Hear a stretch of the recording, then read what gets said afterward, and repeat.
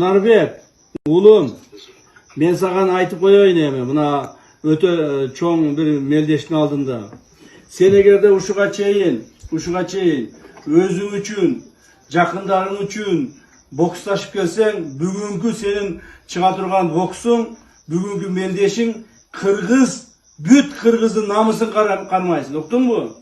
Bütün de Kırgız'ın namusu hazır senin kolunda durar. Namusda aldırıp bakın oğlum, makul bu. Sen emi bugünkü meldeşin mamleketi üçün bolup otar.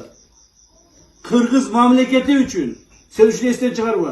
Uşunday bolboy ketip otkada tişlenip durup, açığını keldirip durup, Kırgızça kılıp durup soğuşun gerek. Makul bu? İnşallah.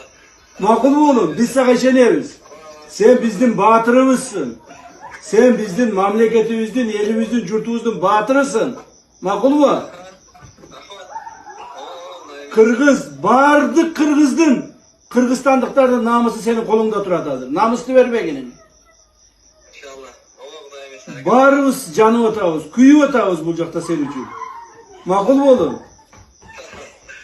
Davay. Biz sana işeniyoruz biz. Dua kılavuz, işeniyoruz sana. İyilik olsun ha oğlum.